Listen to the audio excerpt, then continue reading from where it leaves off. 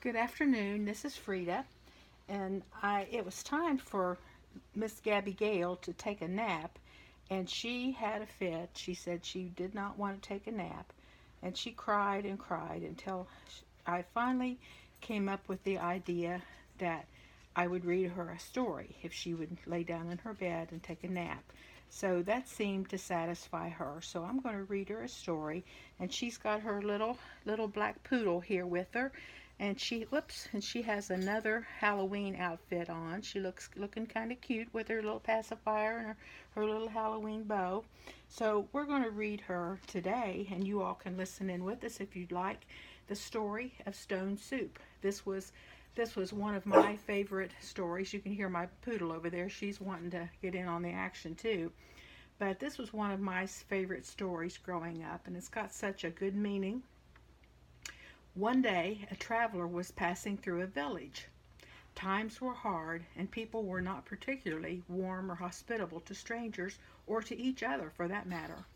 Hardly anyone responded to the traveler's hearty greeting or to his cheery attitude. Unfazed by the lukewarm reception, he sat down in a corner and got busy. He took out a large iron pot, whistling a merry tune as he did so. He proceeded to light a fire. He filled the pot with water. While waiting for the water to boil, he made a big to-do about taking a knife, a soup ladle, and a polished stone, whistling all the while. All this activity attracted the attention of passers-by. "What are you cooking?" asked a curious onlooker. "Stone soup," was the cheerful reply. "Stone soup? I've never heard of such a thing," said another. "Stick around and have some when it's done," was the warm response. A crowd was starting to gather around the traveler, curious about the so-called stone soup. He continued to whistle away as he dropped the stone into the huge pot of water. Finally the water started to boil. The traveler took his ladle and took a sip of the soup.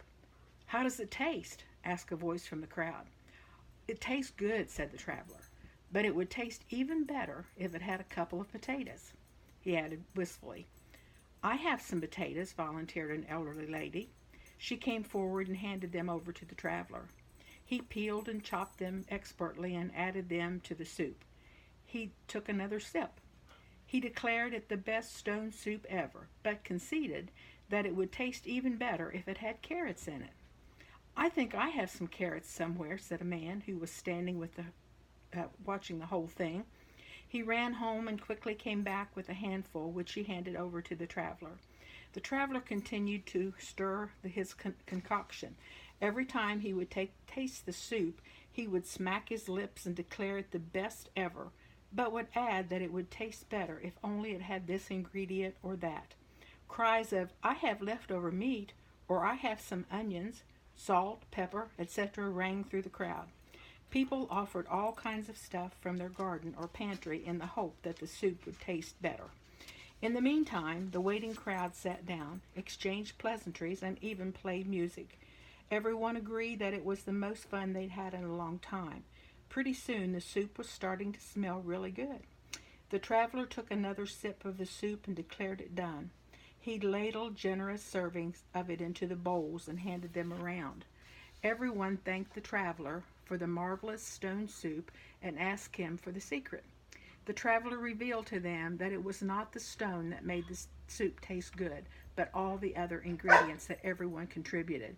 He added that in life, as in the case of the soup, if everyone pitched in a little something, a wondrous thing will come out of such an undertaking. The villagers thanked the traveler again for his words of wisdom. From that time on, the villagers became kinder and more helpful to one another, so the traveler, satisfied, went on his merry way, determined more than ever to share the secret of his stone soup to anyone who cared to listen. I love that story because it kind of shows that the stone by itself did not make the good soup. It was the ingredients that everybody added together, and that's the same way with us in our community and on YouTube. The more we all contribute and work together, the better it becomes. So let's all continue to be kind to each other and work together and enjoy each other. So I think little Gabby seems like she's relaxed. She's still got her eyes open, but she seems like she's relaxing now. So I'm going to tiptoe out and hopefully she'll go to sleep. And of course, we've got to take out the big poodle because she's going to be noisy. So we'll talk to you later. Bye bye.